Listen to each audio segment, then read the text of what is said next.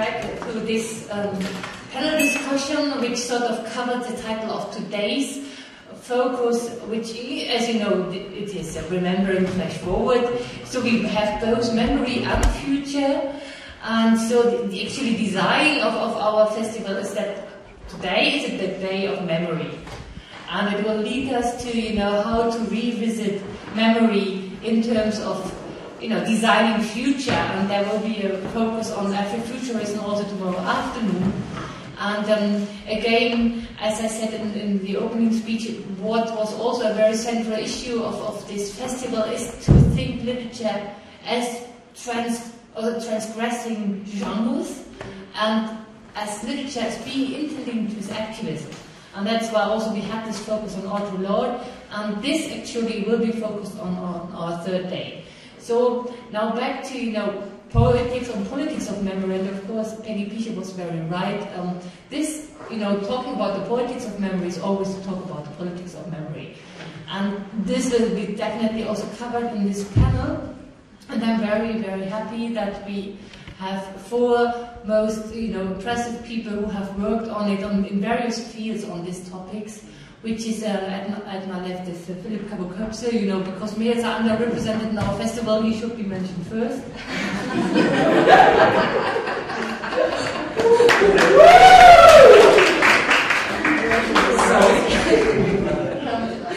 Then we have Nadifa Mohammed and Pumla Kola and Peggy Picher. I will say a few more words about them as soon as it is their turn. And I don't want to forget that we do have a guest book, which we started already last year.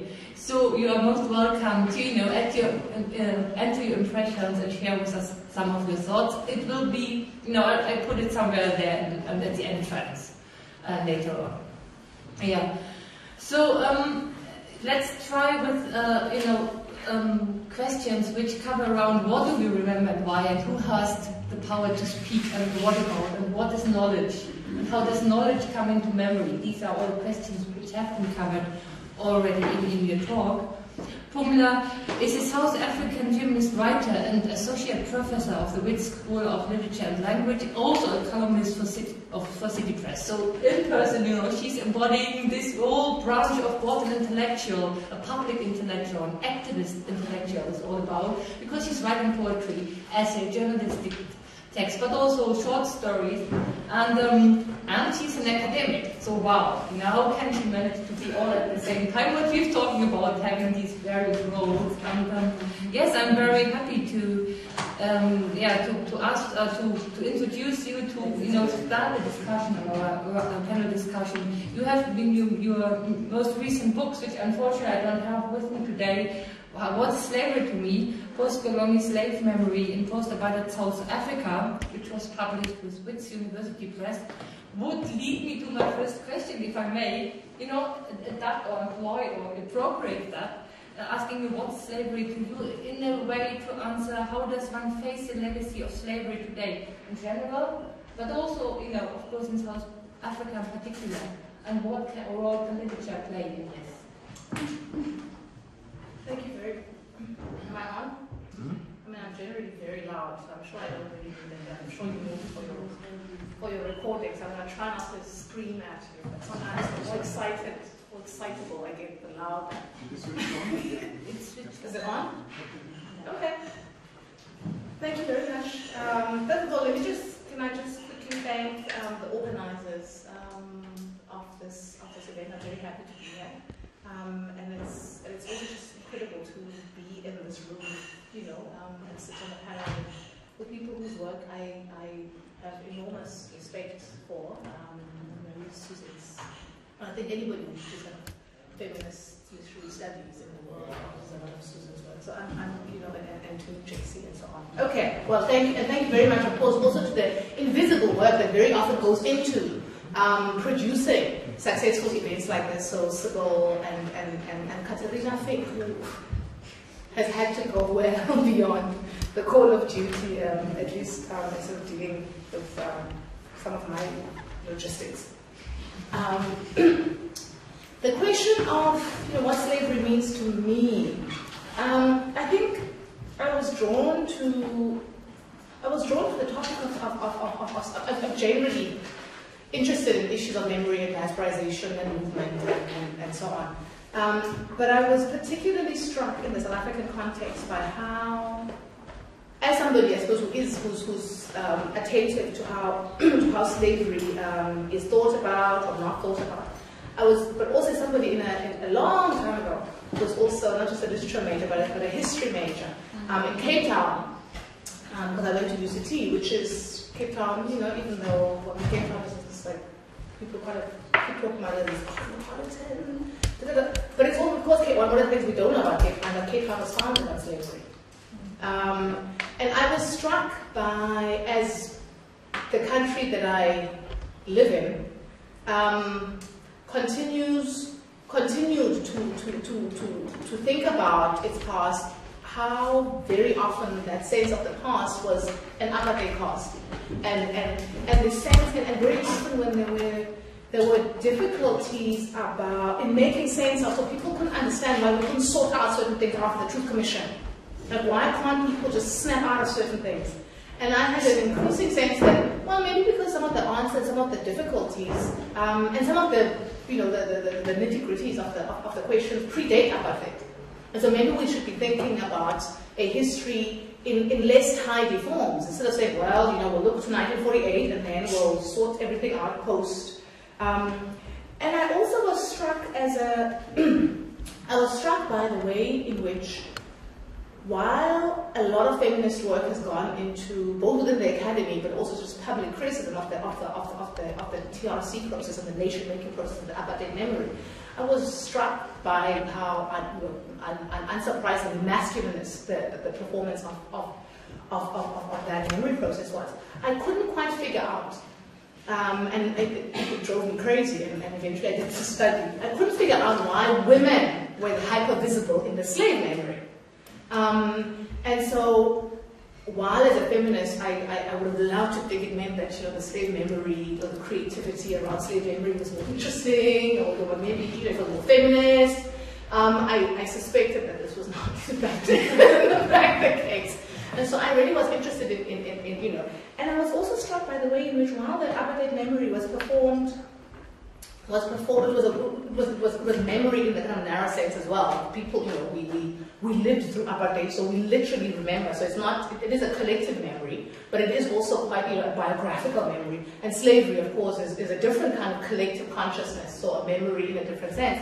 I was also struck by the way in which, while the apartheid memory was very explicit, so it was public performances of TRC, we talked about it all the time in quite literal and sociological terms, much of the stuff that was coming up around thinking about slavery was in film, it was in poetry, it was in novels, and I thought, well, why is this slave memory, first of all, gendered so differently?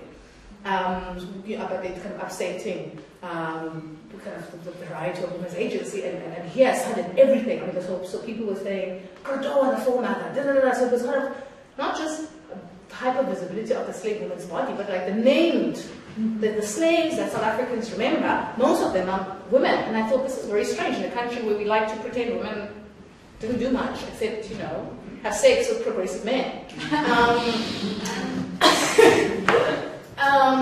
So, yeah.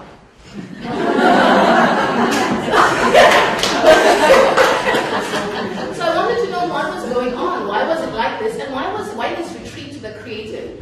Not retreat, but what was it about slave memory that made it more opportune for creative inflection? So that's, I haven't completely figured some of it out, so some of what I think is in the book, but yeah. Okay, thank you, because it also links us back to Germany, where we, as you say, these women bodies which are gazed at by the white colonial gaze, which still happens today. If you think of women called Sarah Barton, we don't even know their real name. And there was, a long process of negotiating, like, more than a decade between South Africa and Germany. Between Namibia and Germany, there was this one negotiating, and so it's typical that you do have, these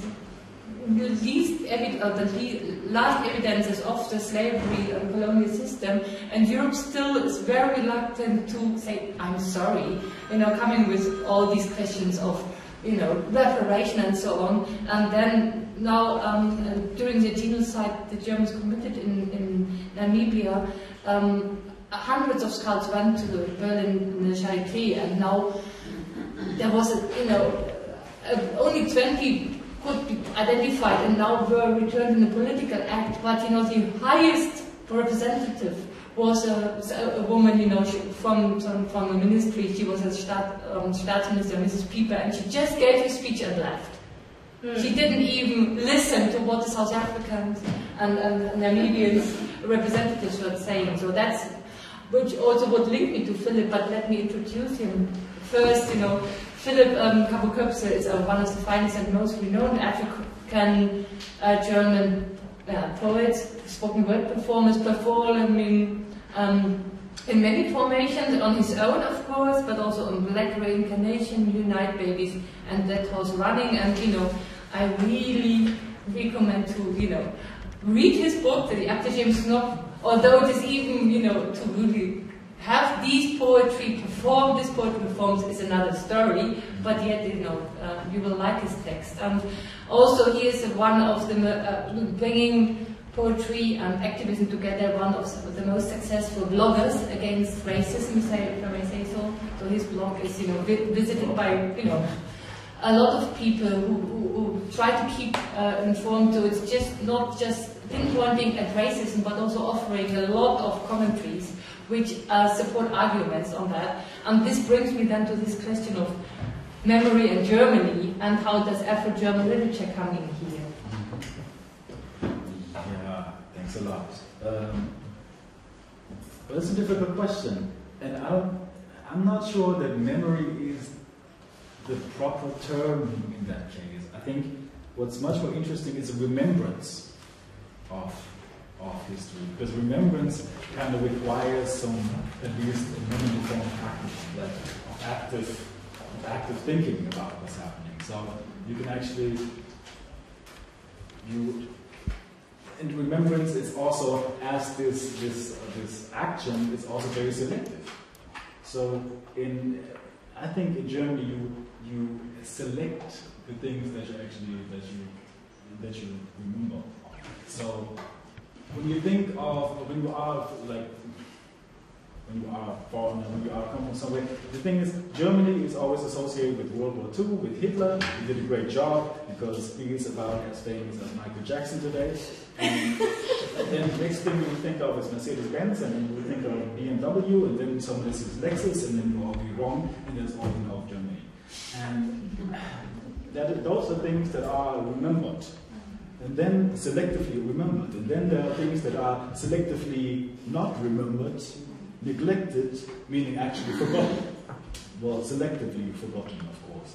And that is that World War II, that the National Socialism, it didn't jump out of the dark corner like the boogeyman. It actually led up from a certain space and time to that point, and that there was something before. Those are facts that are forgotten, of course.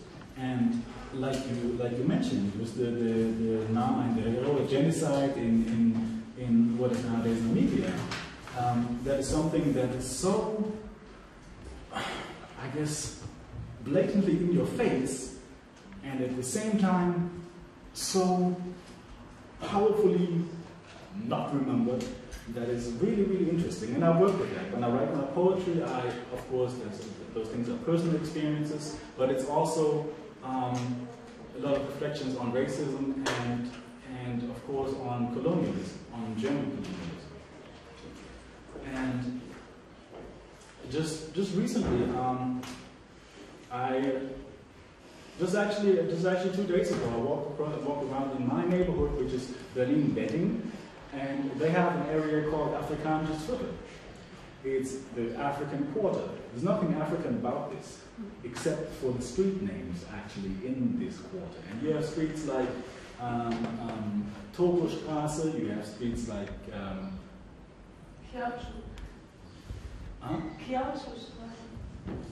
I'm not sure about that. I'm pretty sure. But then it gets more interesting. Then you have streets like Lüderitz-Straße or Nachtigallplatz. And then you have actually like streets like this who are named after colonial aggressors, after people who actually were responsible for the worst atrocities in German colonial times. And you actually find them there, and they are, well, they don't have statues and brass plates. They just have the street names, and no one is really taking care of that, or no one's really bringing the story into the headlines, into the modern day discourse, and that's what I like to work on. And for me, it's much more about active remembrance and context. Yeah. I hope that's. Yeah, definitely. Yeah. And that, of course, silencing is also a form of memory. That is an active thing of not to remember. That is a very clear point. And this concerns Germany, and I wonder how we would assess that with Britain. Latifa Mohammed, a London-based writer who spent her early years in Hargeisa, Somaliland, before moving to the UK, she has written a novel about her father. So it's autobiographical, no, it's not a semi-biographical novel about your father. So of course it's a lot about memory and bringing in, his movement from various African countries to various European ones, so entangled histories. And so of course memory seems to be very crucial for your own poetics and politics of writing.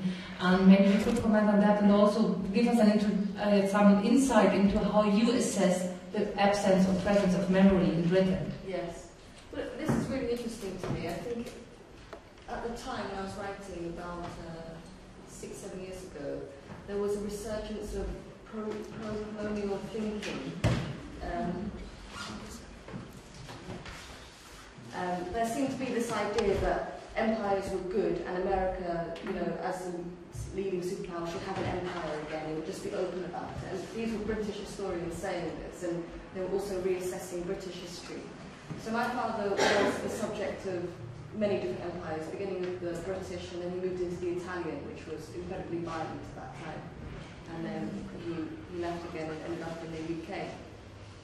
So for me it was very personal, because as his child and as the person writing down his story, I could feel the humiliations that he must have laboured under, and the constant violence that he experienced as a 10-year-old, 14-year-old, 17-year-old. So for me, it's not negotiable. Whatever, decorations that you can say, empire did this or empire did that, it wasn't worth the cost, especially for the people who paid the cost. But my book, I think, was intended to be a counter-argument against that. And I know that when you were just mentioning the Nana and Herrera in Namibia, one of the guys was supporting the sense that the belief that America should have an open empire again. He made this documentary called Empire about the British Empire.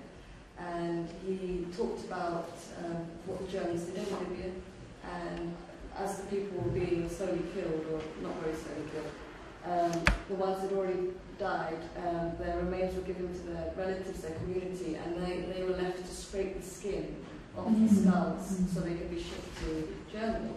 So to me, that's so horrific. That's a terrible, terrible image and a terrible, terrible thing to have happened.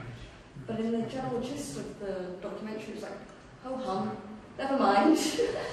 We gave them a vaccine for something, and that's all right.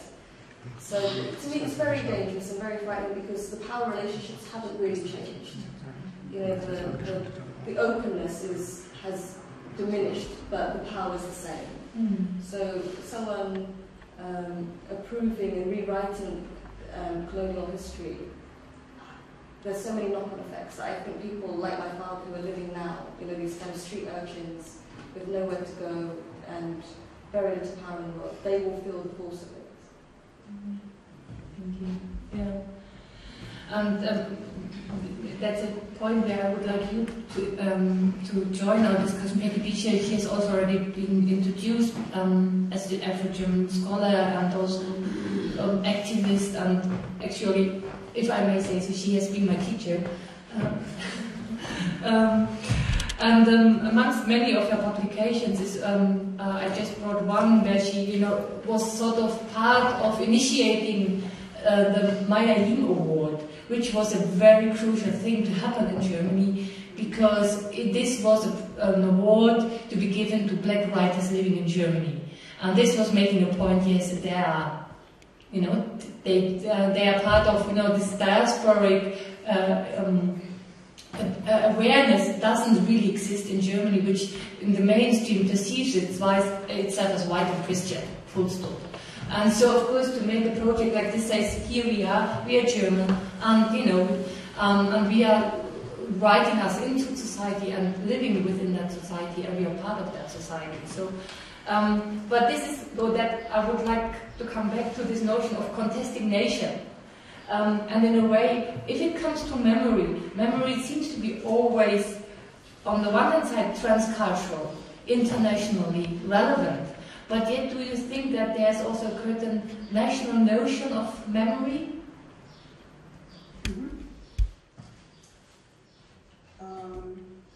Yeah, again, very strong and complex concepts here. The national, to begin with, is of course something where, certainly with respect to Europe, everybody is fighting to, distinct each other. So the French don't want to be confused with the Germans or with the Dutch. But when it comes to the outside of Europe, or actually to define Europe, then the national becomes something very blurry. So, which makes this whole notion of the national also very problematic. And I think, but I would answer that yes, that there is something very national about it, but with at least transnational, with a transnational understanding and consensus. And this consensus is built on the notion, which is always, apparently still remains very painful to verbalize and to analyze, and that is basically the core of this national, that is whiteness. So I think there is a consensus where several nationals within Europe, if we stay here, but we can also include the US, and certainly when I talk about Europe I include Britain. Feeling like something else, so water is not a border. But there is this consensus of, for example, colonial history. We have some almost non-global agreements here, and I think some of my colleagues here already talked about that. What is really important is this, what Philip talked about, the selective memory.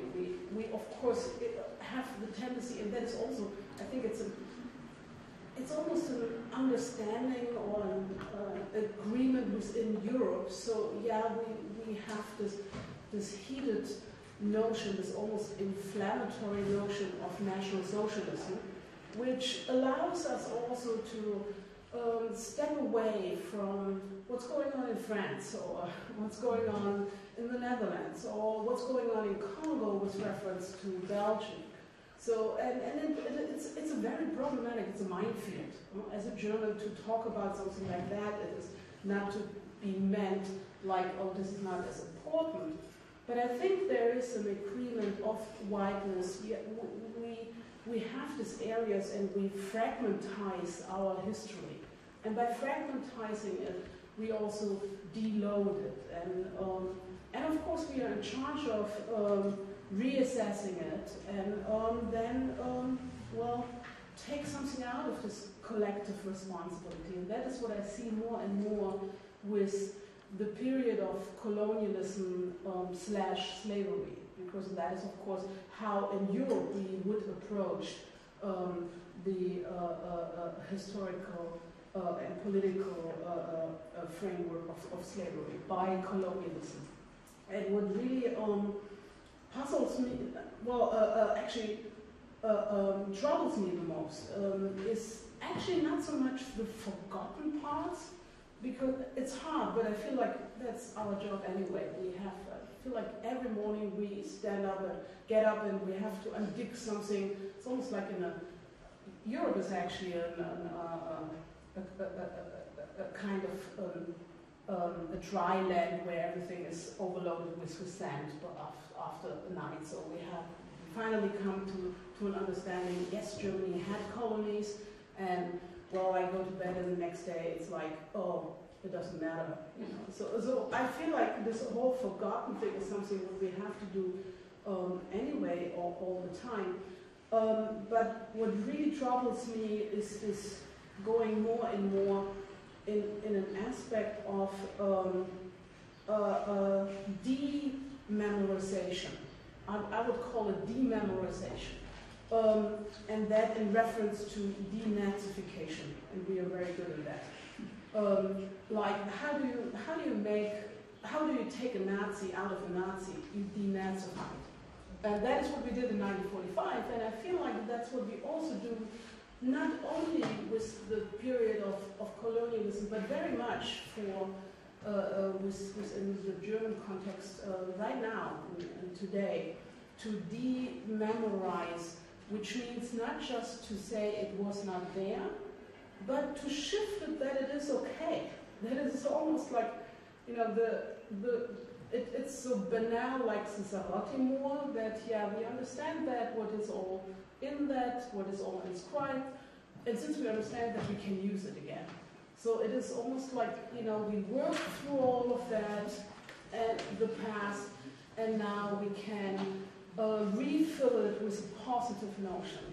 And that is, of course, that is even more, and I think for marginalized groups, this is much more dangerous than just forgotten parts, where very often that's where our creativity and our activism actually gets also stimulated, you know. What? You forgot my part? I mean, this is something what we are. It's our hearts, you know.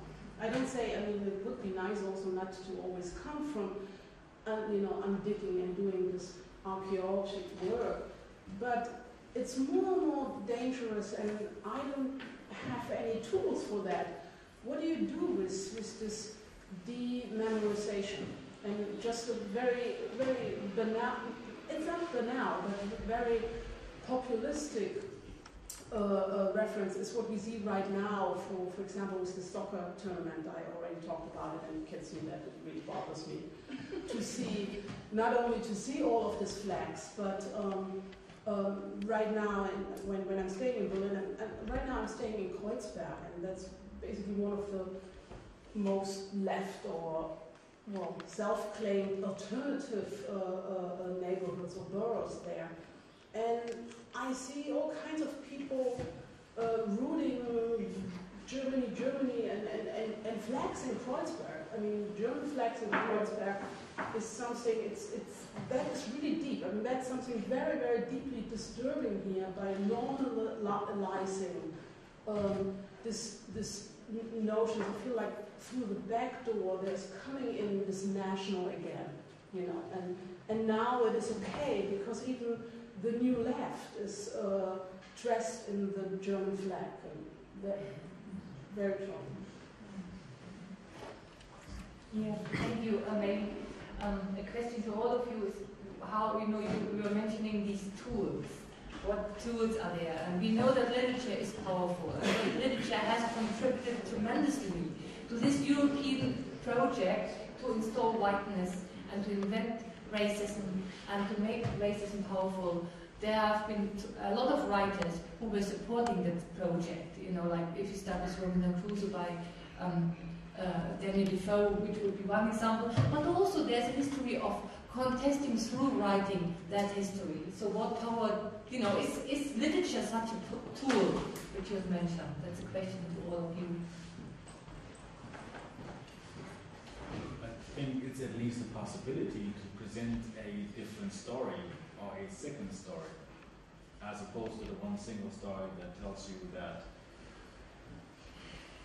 Africa was discovered, and you were discovered underneath a rock or somewhere, and you can like tell your own story, and you can tell the story of not only yourself but your ancestors. Before that, you can tell the story of your father, how he would feel in this Situations. almost like in the neo-colonial situation. You know? And I think it's a beginning. It isn't the perfect answer. Like, you could argue, yes, it's a master's tool. Use the German language, the English language, whatever language to tell your own story. But it's a beginning. I agree. I can't imagine what other tool I could have used, because writing you can do with a pen and a piece of paper if there's nothing else. And at least when you're writing, you're equal. There's no sense of privilege for one person or another. You tell your story, you tell it how you want to. You have that freedom then. Once it reaches the marketplace and publishes, it's a slightly different story. But at least at the beginning, you have that autonomy. And I felt like what my book did when I speak to the Somali community about it is it pricked people's consciences and their memories, and they would tell me one-to-one about their own family's history, and it's almost as if it set a ball rolling. People tell me I want to write my own story, I want to write my family's story. So that's the type of consciousness raising, and as an individual, as just an ordinary person, I think that's one of the few things I can do. Just by telling my story, it makes or encourages other people to think about that. Yeah, I certainly agree. I think that literature is actually a very powerful tool,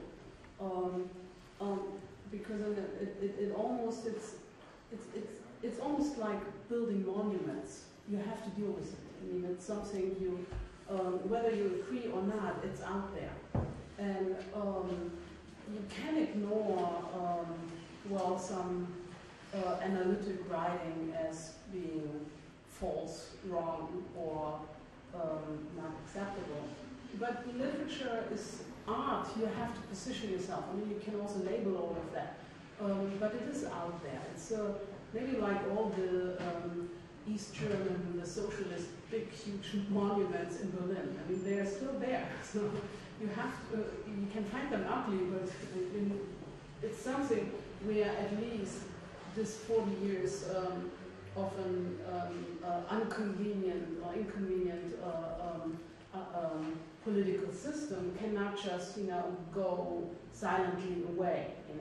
Children will go there and say, "What is the ugly thing there?" You need to position yourself. Don't get me wrong. I don't say that literature is an ugly thing. That's not what I mean. But I really think that there is something where people get disturbed by their notion of colonial perception of literature. When we created this Mayaim Award, it disturbs on so many levels. First of all, that this is literature within the German canon. It's out there. It's a book, and it uses also the tools of the West. It is printed, his writing language. It is art. It is multilingual. It is multimedial. It is not. This project disturbs the notion of Germanness because it goes against all of the ideas of passport or citizenship. People lived all over the place in the world, and that was important. So I can't see that anybody picks up this book, reading this, and is not disturbed in a positive way on so many levels to question these ideas of citizenship, nationality, of colonial literature, of language within the German framework. So that's very powerful.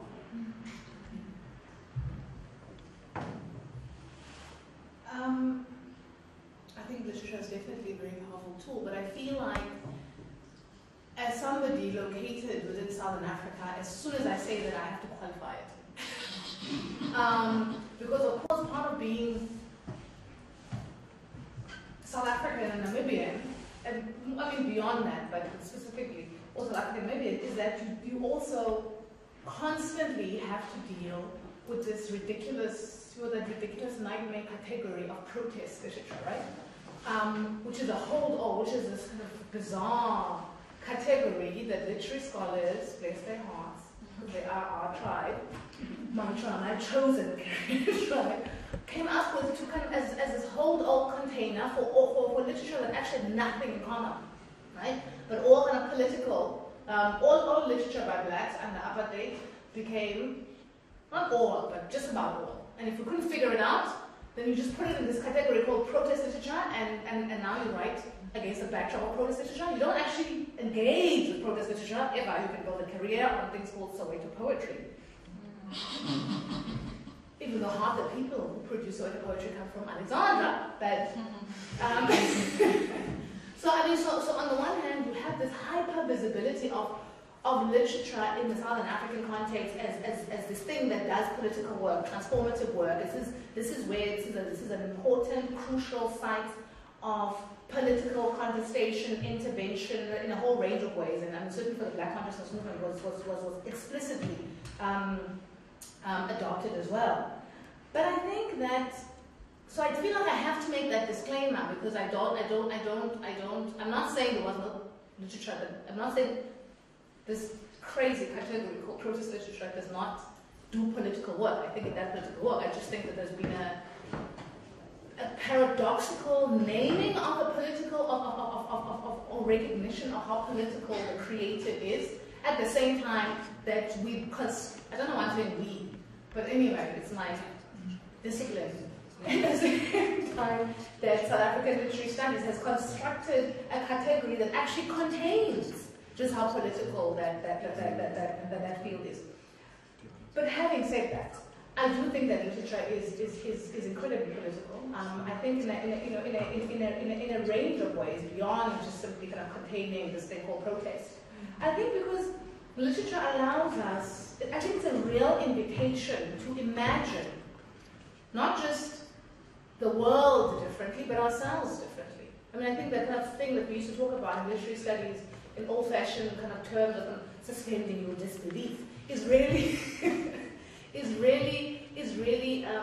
powerful, because on the one hand, of course, when you're sitting with beautiful poetry or a novel or short stories or whatever kind of creative product, there is a kind of you give yourself permission to have a certain vulnerability. So it's safe, but it is precisely in that falseness of the safety that it is disruptive. And so you think, well, I'm in my bed, in my house, I can read this book, oh, it's lovely. But of course, and so the transformation doesn't just happen at the public level that we spend so much time talking about, but also at the simultaneous kind of small level as well, because I think it enables a certain kind of vulnerability and discomfort and safety, and that we're not thinking about consciously as we engage with the literary. I think that's but I think also, of course, literature allows us to do certain things that we don't. Literature, like other creative genres, allows us to do certain things that we don't know how to do otherwise. To imagine the unimaginable, to fill in blanks, to think about, because I mean, I don't know if I'm sitting there thinking about South African slaves, and unlike, in the Caribbean or in Canada, in North America, Canada and the US, we don't have much record. We have these bizarre court records, but we don't have lots of slave narratives. So now how do you write about people who supposedly didn't exist? And so part of what literature allows us to do is to humanize the impossible. Because, yes, of course, history is important, and historiography is important, and the filling in blanks is important. But I think that a big part of worlding differently, of changing the world, is also about being able to imagine differently. And part of what literature does is enable us to create things that we can't otherwise create unless we in the creative. Unless we in the arts. And I think also it requires a different tuning. So because it feels so safe, and because of probably other things that I haven't thought about, we have to we function differently in literature. We adjust our ear and our eye to knowledge differently. And I mean, I think that one of the things, and this is the last one I say, one of the, it's starting to sound, and I think maybe my students say I say this too much. I think I'm driving them a little crazy, but maybe because I so deeply believe it.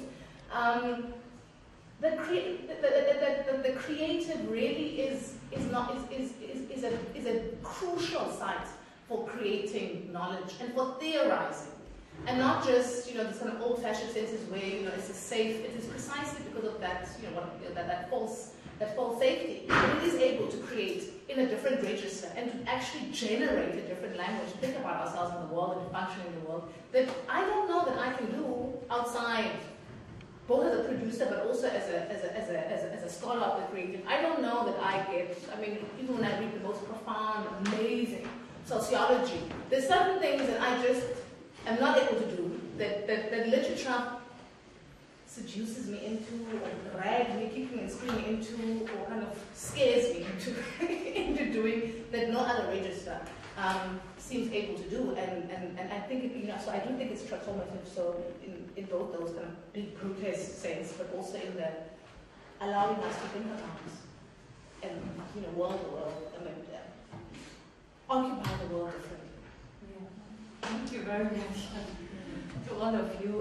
This might be the moment where you would like to share our discussion, come up with comments or questions that you could address to any of our panelists.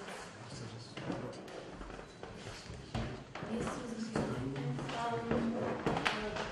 Thank you, all of you, for Maybe you make a second on excellent.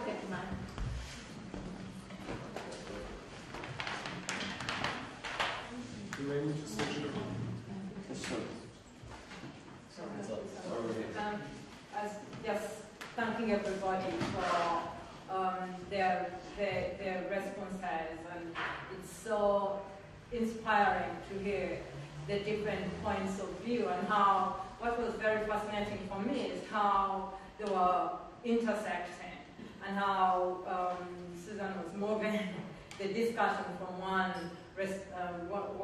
discussion to another. I would like to ask, and maybe I'll ask Phumla to answer this, but she can pass it on to others if she feels it's not what she would like to answer. You talked about literature as a space that can possibly humanize the impossible, and the creative as a space or site for generating, and theorizing knowledge. And I just want to ask, you coming from, living in South Africa, I asked this question coming from Uganda with all its loaded history. One of the things that is very disturbing for me as a Ugandan is the strong feeling and the strong belief on my part, it may be even I might be misled or something, or deluded, or something of that sort. But I feel very strongly as a Ugandan that there is a deliberate effort to bury things that people don't want to confront. Amnesia for troubled experience. And I keep wondering why, for example, us who have lived in Uganda all these years have not talked enough from the inside about the Amin experience. I remember when Amin died, I was away from home and I was living with Kenyan friends who are we are very close. But I was extremely disturbed when one of them turned to me and said, why are you so upset about this whole Amin thing, when people start saying Amin was a good man because he did this or the other.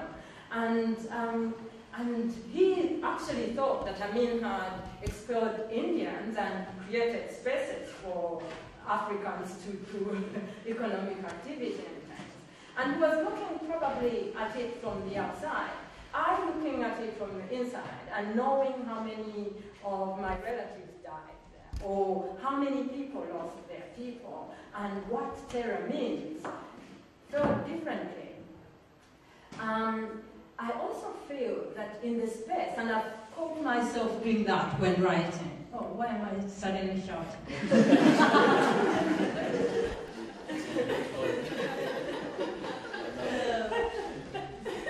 I was saying I've caught myself doing that a number of times. Doing what I would call self-censorship. Because I feel I don't want to leave, maybe I'm a coward, I don't want to leave Uganda for some reasons, very deep, profound reasons. I feel that if I left Uganda under any circumstances that I know I could, I would probably not survive. And so there are certain things I may write and not release. There are certain things that I will struggle to put on paper and can't put on paper because the terror that we have lived under has become an institution. And it's even more frightening because you have this constant voice coming from the authorities saying there is no terror. It's saying, I'm winding up, saying there is no terror. So who is lying and who is not? Who is not understanding the situation? And when I was in South Africa, in Cape Town, just last year, I was very disturbed by the fact that I felt that the younger South Africans were forgetting, they were not forgetting, but they were probably not getting enough sense of what apartheid was. And I got them saying so many times at forums, oh, we've heard so much about apartheid. We don't want to hear anymore. We want to move on. Where are you moving? You know, if you don't know where you're coming from. I mean, it really disturbs me. And I'm very passionate about it. I keep having discussions with myself. If you forget where you came from, if you forgot the things, the kind of atrocities that were committed, then where are you moving? And who is going to fill that gap which you don't want to confront? And how are you going to solve your problems?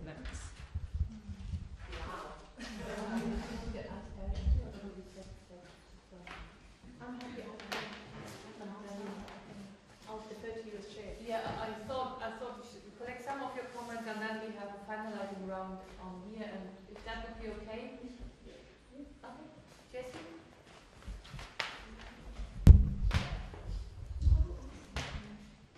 I think the issue of memory is a difficult issue for many disciplines, not even less for us who are in so-called academics.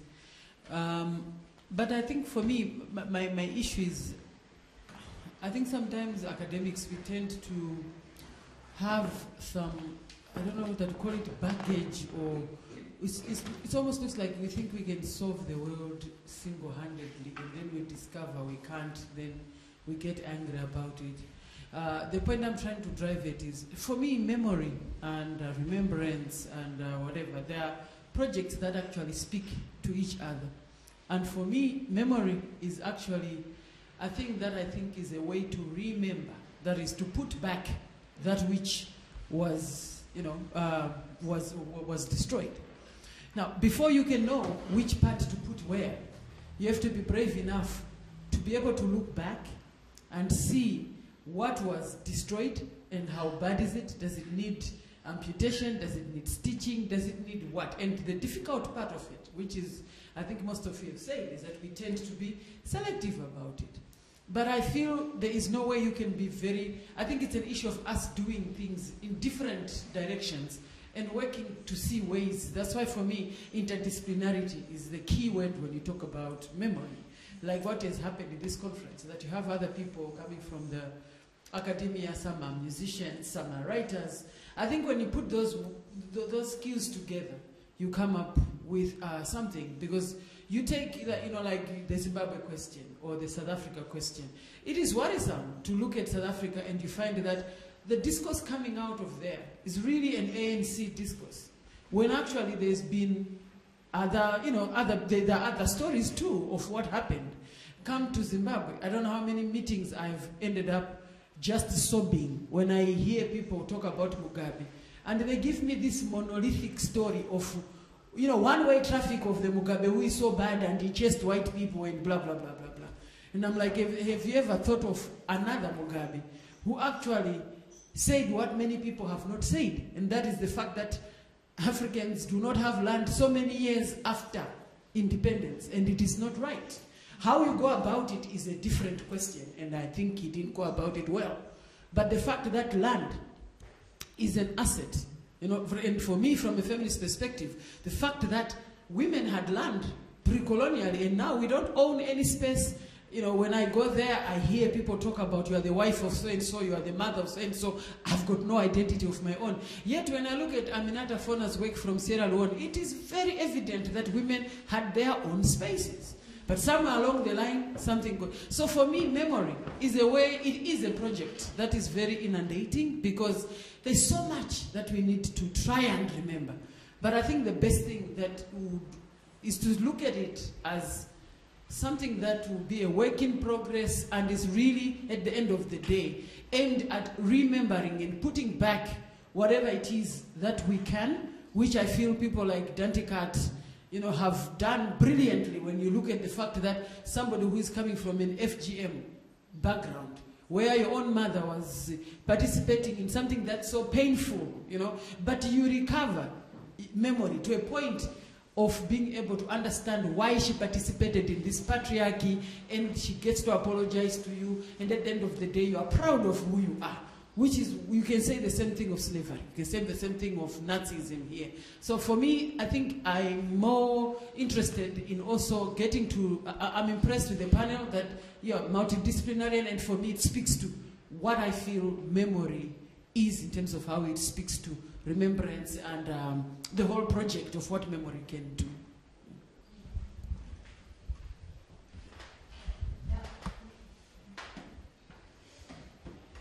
Thank you as well to a very, very valuable panel.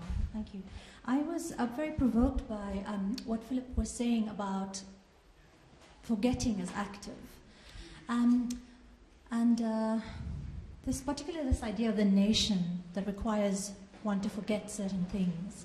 And I was thinking about, what Peggy was saying, that people who break boundaries are laughed at the beginning, before eventually that laughed at knowledge precisely marks what has been excluded in very deliberate ways.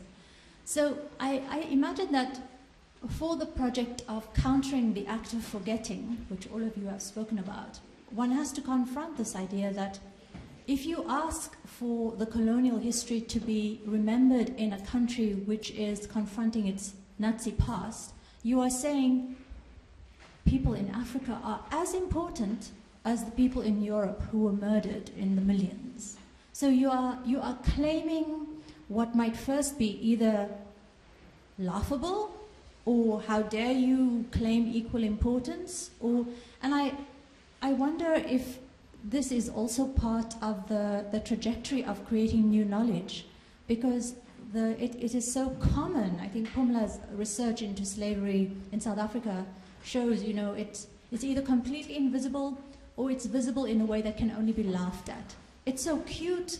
What a nice little picture this is of this cute slave, So this idea of how to forget in plain sight by laughing at it or trivializing it or making it seem too big for its own boots, to say that the Herero matter as much as the people in Auschwitz. I wonder if all of you, I think, have confronted this idea that you are asking for too much if you are asking to be remembered.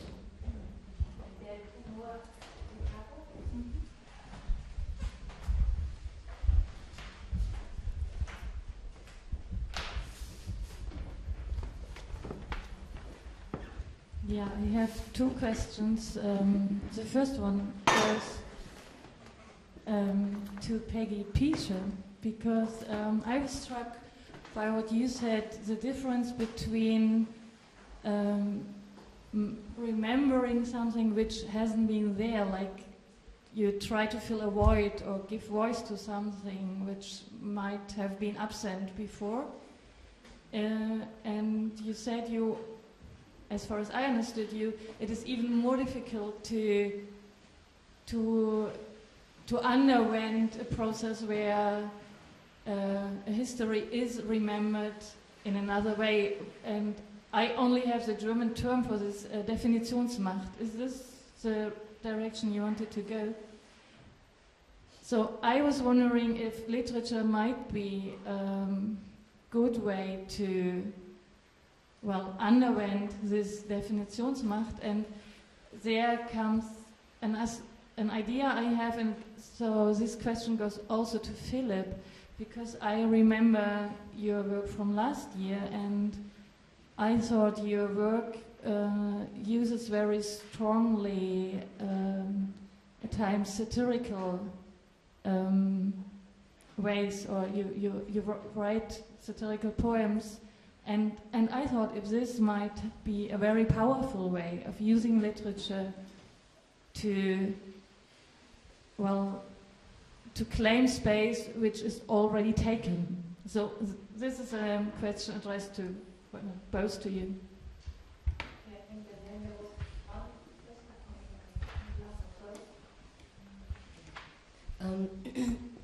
Hi, thank you very much again for all you guys, your input and so on. I think I'd like to speak or comment on what Susan was saying earlier, and some of you on the panel. Regarding the context of South Africa, last year, for the past 2 years, personally I was involved with a musical theatre production called Afrikaans. And what I suggest should happen, instead of TRC that happened, which was good, you know, to the extent it was, and a lot of people would differ with me when I say this because it's such a big thing, you know, we had a TRC and, you know, we moved on and things are perfect. And it is underlying stuff that still exists, you know, in South Africa, to be honest. What needed to happen, or what still needs to happen, and what can happen, is a catharsis, you know. Not what happened in South Africa, like also Peggy was saying, how do you take a, quoting you, how do you take a Nazi out of a Nazi, you know? And that's what TRC provided, you know, for our country, was this happened and now it's over, you know? But people never dealt with it. There was no look the demon in the face and speak it, you know, speak your heart, tell it like it is, and them having to deal with it and vice versa, having to deal with each other. And I think that's what's necessary to happen in our context. And maybe here as well, you know. I don't know, Germany might be a bit slow on it, but but I see that these baby steps, you know, and I totally think that literature and the arts could have a tremendous impact on people's mindsets, on people's behavior and attitude, in terms of accepting, in terms of healing from the past. When we did Afrikaans, there was this process we went through. Us as the cast, we were 8 cast members in the production. And I was the only female, the only woman. And I had to carry the history of women, you know, in particular in terms of the Khoisan, you know, and it was huge. And at first when I discovered I was going to be the only woman in the course, I was like, are you serious? You know? But I realized how immense it was, and I didn't think the men in the course did, you know, and what we had to do is the message that we wanted to bring across had to hit home, and we had to do a lot of history and research on history. Things that we thought we knew, which we actually did not. For example, one of the things we did not know, which a lot of people that don't know in Cape Town, South Africa, is the first Afrikaans literature was in Arabic, you know? And those are things people don't know. And again, just wanting to say that there were stories told, as we grew up, and also in terms of our education system. The literature we were given then and there came from a system that had an agenda, and moving forward for us ourselves here as academics, as authors and so on, I think literature, just writing and documenting our own stories coming from ourselves, based on our own research, based on our own experience, definitely is a way to go forward in terms of healing, in terms of changing my final word would be healing, the process. Thank you. And I think there was one more at the back. Oh, it's okay. Yeah, thank you very much. These have been, very valuable comments, and I'm pretty sure this was enough food for thought for another round panel discussion. I would just like to add one more thing, also the direction of Nadifa, because we have already heard about this, how to write about something, how to give trauma a language, because trauma is about the absence of language. And I think your book tries to approach that. So, Adorno said, is there any, is it possible to have poetry after Auschwitz? And he wouldn't argue, no, never ever write a poem about it, but he would say how to write a poem about it. And that would be how to write about the Martha and how to write about colonialism. And I think you have given us a very good example. Now I would like to invite all panelists to have one final say. And I think since you've been addressed first, we will try. Okay. Yeah, and then we make the same round as in the beginning, maybe. Thank you very much. Those were amazing questions and thoughts, and some of which are just that I'm probably not going to do. Well, not probably. I'm pretty sure I'm not going to do justice to. I'm going to start. Habiba, I like very much your sense of kind of how to forget in plain sight, and I think you'll see what I mean by that. And I'm going to try and answer Susan and Jesse's questions. They're not the same thing, but I think, listening to the two of you, for me there were various connections, or at least ways in which I can speak about. I can talk to both of you at the same time, even if I'm sometimes speaking obliquely to what you raised. Susan, Bibi Bakare Yusuf, the African feminist, philosopher, former British person, publisher, academic, founder of the African feminist press, Cassava Republic, keeps saying that we're living in a time of virulent anti-intellectualism on the continent right now. When I say on the continent, because I'm African, I mean the African continent, even when I'm not on the African continent. And I think that anti-intellectualism is often also reflected in approaches to the creative. And so I don't think it's an accident. I don't think it's an accident that at a time when, if we believe Bakare Yusuf, we're dealing with kind of onslaught. I mean, South Africa is quite crude, as you know. It's like, oh God, they're they become the intellectuals with their nonsense and their philosophy, and we're not interested in poetry because they use quote poets. Sometimes quite bizarre poets. Every political speech had like poetry, but he was particularly kind of enamored with the Victorians and the Romantics. So, which is fine. I'm not saying it shouldn't be, but so I think weirdly, you then have there quite a literal kind of connection of kind of a contempt and not taken seriously of the intellectual and of the creative. I'm saying that I'm speaking both as though they're separate and as kind of overlapping. I don't think that is separate from a range of other things. I don't think it's separate from how, why, and when you self-censor as a writer. Because I think you're very aware of how disruptive your voices and your work is. And I think as much as even people like you, right, whose who owns her voice, who produces work that gets her into trouble or could get her into trouble, and so on. I think we both, it's possible that, I think both, and many of us occupy that space, not many, but okay, many of us, occupy that space where we both believe in the power of our voice and quite often petrified by it. So for example, I don't like to talk about my name. Like, I won't. There's nothing you can do with me to talk about it. Because I don't know why I'm volunteering, so there you go, like oppression. So, and it's very clear to, so I'm not saying Mandela and Amina the same thing. That's not what I'm saying. I'm not that literal. This is what was frowning at me now. I'm like, what? Not talk about Mandela. Why is she saying Mandela? That's not what I'm saying at all. I'm not saying Mugabe. I'm not saying they're the same.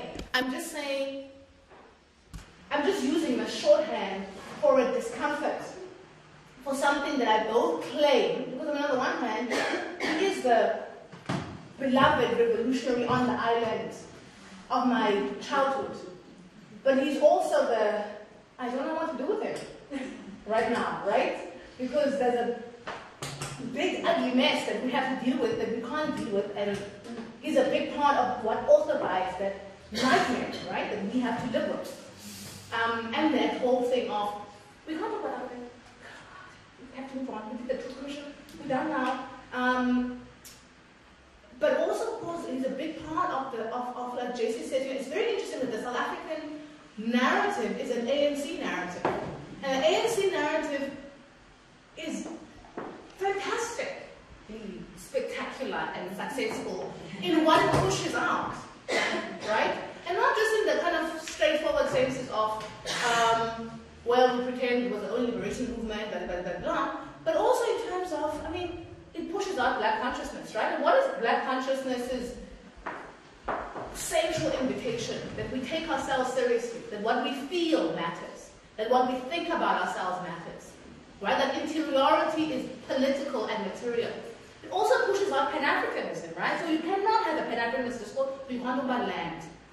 You can't talk about land, right? So you can't talk about, and then of course it doesn't help that now we have Zimbabwe, so we have this constant crisis of, oh God, we have to talk about Mugabe all the time. No, we can't talk about Mugabe. No, stop all of this nonsense because Mandela is old and you're just going to kill him. And he's already almost dying, and if you don't stop your nonsense, talking about justice and land, no. And also like, no, there's global warming, we can't talk about land because anyway these blacks don't know how to farm.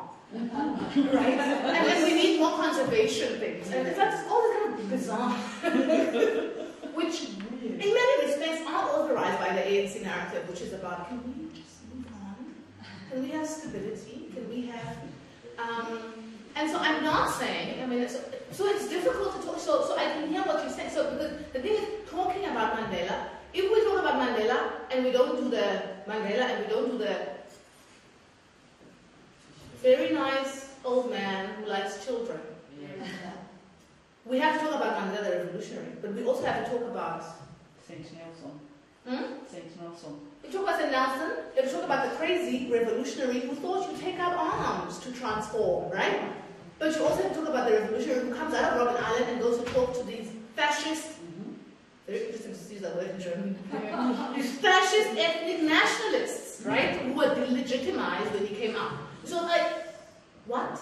And now, of course, everywhere you go, there's a Xhosa chief and a Sotho chief and their own sexuality, and they're trying to like create a second tier of legislation and so this is why I know, so, and I'm loud and crazy. I'm sitting there thinking, oh my God, I said, I'm driving myself crazy. So I understand. So for me, I think that's the difficult, because you have to, when you're talking about Mugabe, right, you have to talk about, if you take Africans seriously, part of what you have to do is take seriously the materiality of the chaotic nightmare, right? The displacement, all of these things. And Mugabe knows this, right? So, but what are you going to do then? He's quite brutal. but he's also kind of articulating this whole Pan-Africanist. So, and I think, I'm not sure, I mean differently, but I kind of use other people. So I think that there's a part of why it's so difficult for you part of why you don't want to speak about, is that I think even at our whatever, most courageous, because we take writing so seriously, you know it's dangerous work, right? Audre Lorde says one of my favorite quotes from her, says, what is important to me must be spoken even at the danger of having it misunderstood or bruised, right? But we know it's a risk. But of course it's not a risk just out there, it's also a risk that you take.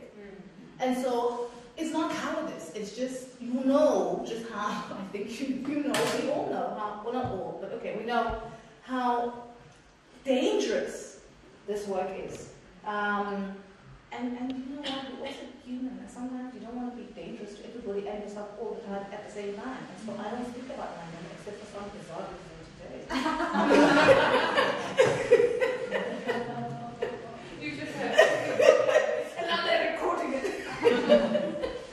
It's fun. Thank you so much. Yeah. Memory. My memory is so bad. But one thing came to my mind. You talked about the moments where our ideas are belittled and our voices are overheard, willingly overheard.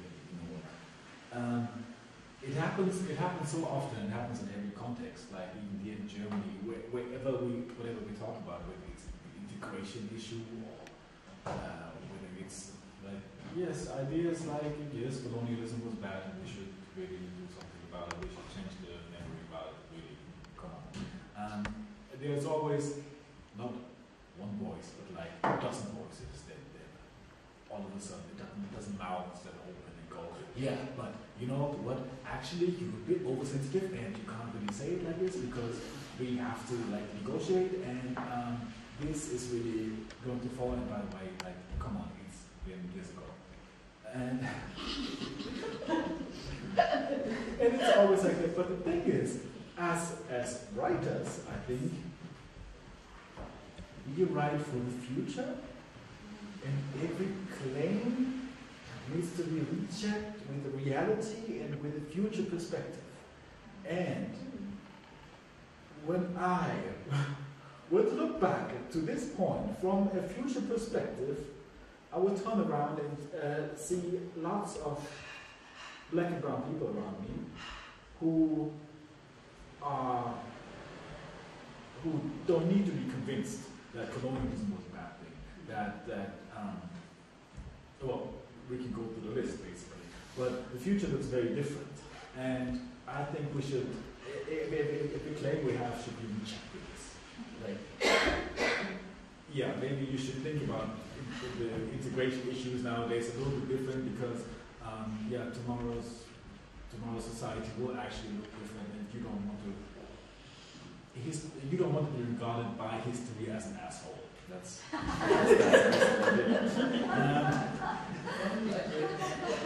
and then going further, you could do that by, of course, you could do that by several ways, but I can't do the transition. It's satirical, right? That was the question also. We can't, right? I can't do a proper transition to that. I had one in mind, but it didn't work out. Yes, the satirical works actually perfectly. You can make fun of people, and you can make fun of situations, and make fun of politicians and stuff. But what it titillates. It's something nice. It like tickles you somewhere, and it's like shooting left and right. And you have one funny line, and you have one fun there, and then you get a couple of get some laughter and some giggling, and that's good. But the satirical has a problem when it comes to healing. That's where Janine's point comes in. there's something else missing, and this is the idea of I guess nourishing. I guess not like articulation, not the oh, that's not the articulating part, but like the further nourishment, the idea of healing that doesn't come by satire. I don't think so. I think we need different ways of doing it, and I think,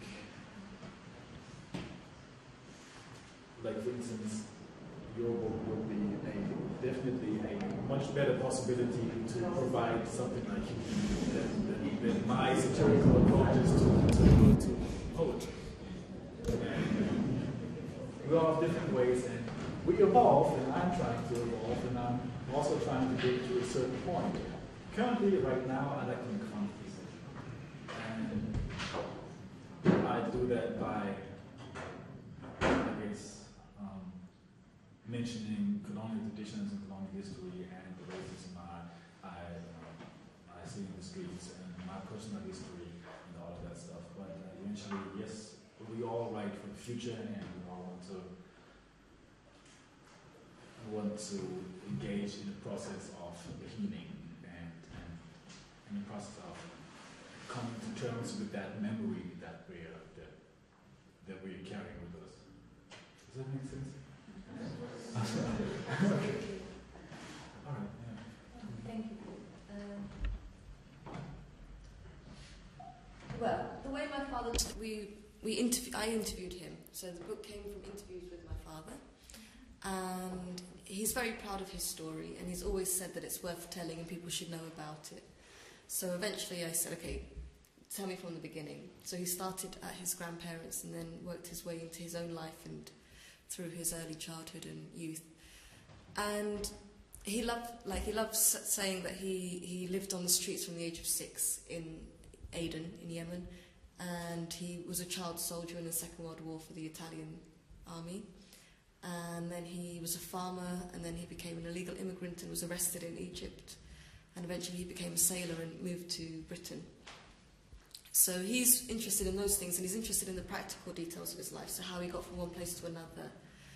But listening to his story, there were things that were completely unavoidable, traumatic things that he wasn't engaged with, that he would say, oh, never mind, on to the next thing. And as a reader and as a child listening to a parent, I couldn't just step around those things. I needed to delve deeper, so that's one of the reasons the book moved from being a biography to a work of fiction, a novel, even though it's still very closely based on his real life. So I couldn't look for him. I couldn't look to him for... He's dealt with his trauma by ignoring it, by tying it down with weights and then flinging it into a well and leaving it well alone. But I wanted to delve deeper into it, and the books I found worthwhile and kind of inspiring to look at how terrible things affect people. Well, one was by Primo Levi, If This Is a Man. So he's very factual, very calm, and you just feel like you're there with him.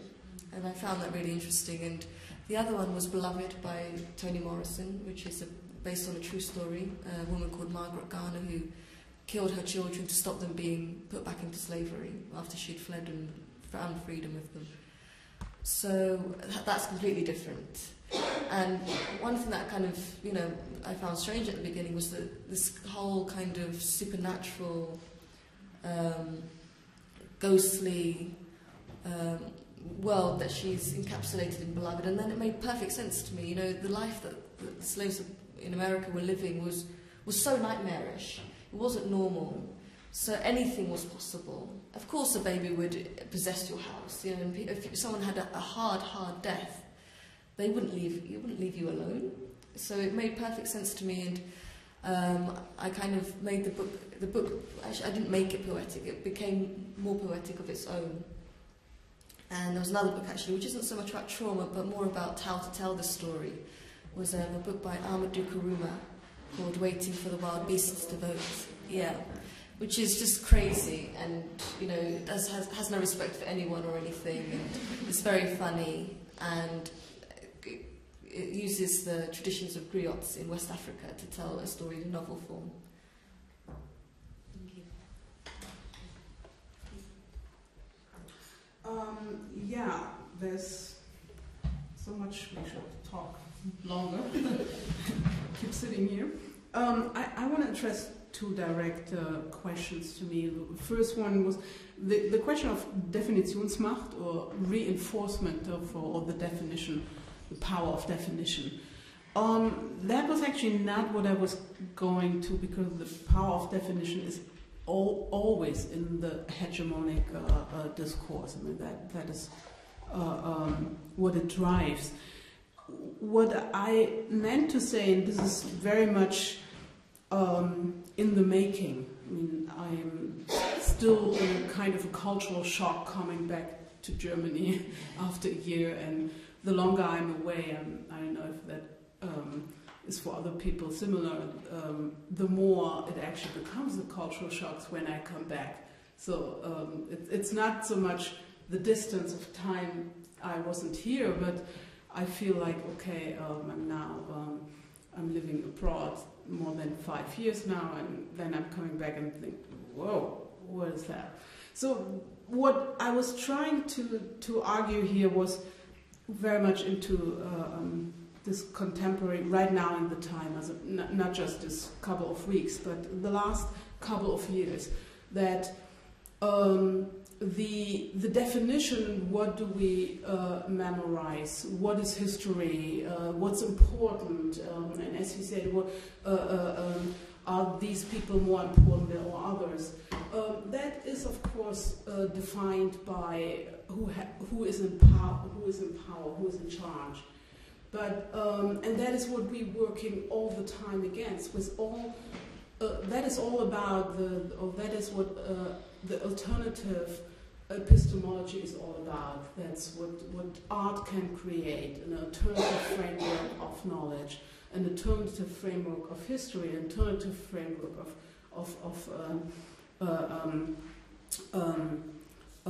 of knowledge here, but and memory. But what I mean is, what I see more and more is that it is actually not so much about being the asshole seen by history. I feel like people don't care about that anymore, because when you look at this, like your question, yeah, is asking too much if you are asking to be the same remembered. The plain answer is yes. It is asking too much, because it is challenging the notion of an hegemonic history. And I just want to give a couple of examples. When we had this discussion here in Germany about the monument for the remembrance of the Holocaust, it was a huge debate for more than almost 2 decades to begin with. And then it ended up, you can see that in Berlin now, that it is called to remember the Holocaust on the European Jews. So that is, I mean, that is something which was discussed in this whole process. Neither Sinti and Roma are included, nor black people, nor other people, racialized people at the time, Eastern European people. So yes, here is your answer.